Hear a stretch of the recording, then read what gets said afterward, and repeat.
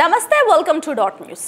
అధికారంలో ఉన్నప్పుడు జనంతో కలవడానికి ఇష్టపడని వైఎస్ జగన్ ఓడిపోయిన తర్వాత తప్పులు ఎక్కడెక్కడ జరిగాయో గుర్తించారు. ఘోర ఓటమి షాక్ నుంచి ఆయన త్వరగానే కోలుకున్నారు. ఇంతవరకు పార్టీ నాయకులతో వరుస సమావేశాలు నిర్వహిస్తూ వస్తున్నారు. ఇకపై అపాయింట్మెంట్స్ లేకుండానే జనంతో కలవడానికి నిర్ణయించుకున్నారు. ఇందులో భాగంగా ప్రతిరోజు ఉదయాన్నే జనంతో కలిసిన తర్వాతే నాయకులతో కలవడానికి జగన్ నిర్ణయించుకున్నారట. ఇందుకోసం తాడేపల్లిలోని తన క్యాంపు కార్యాలయంలో ఏర్పాట్లు చేస్తున్నారు. బారిగేడ్లు, ఎండకు ఇబ్బంది పడకుండా షామియానాలు రెడీ చేస్తున్నారు. అలాగే వచ్చిన జనానికి పెరుగన్నం, సాంబార్ భోజనం తదితర ఆహారాన్ని అందజేయడానికి సిద్ధమవుతున్నారట.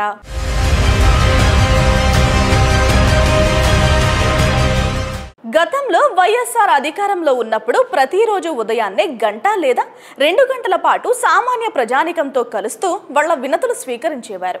వీలైనంత వరకు వాళ్ల సమస్యల్ని అక్కడికక్కడే పరిష్కరించేవారు. సీఎం రిలీఫ్ ఫండ్ కోసం ఎక్కువ మంది వైఎస్ఆర్ దగ్గరికి వెళ్లేవారు. అందుకే వైఎస్ఆర్ నిత్యం జనానికి దగ్గరగా ఉండే పాలకుడిగా గుర్తింపు పొందారు.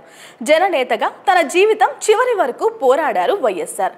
తన చివరి శ్వాస కూడా ప్రజల కోసమే విడిచారు దివంగత ముఖ్యమంత్రి వైఎస్ రాజశేఖర్ రెడ్డి.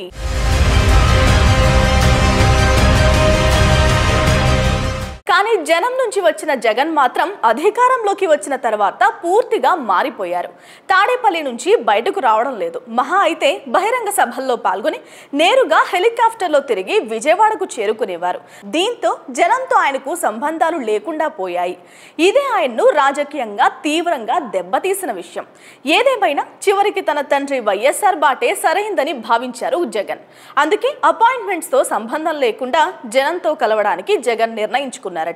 అయితే త్వరలోనే ఈ కార్యక్రమానికి శ్రీకారం చుట్టబోతున్నారు. చూడాలి మరి ఈ కార్యక్రమంతో వైసీపీ పట్ల ప్రజల్లో ఎలాంటి మార్పు రాబోతుందో.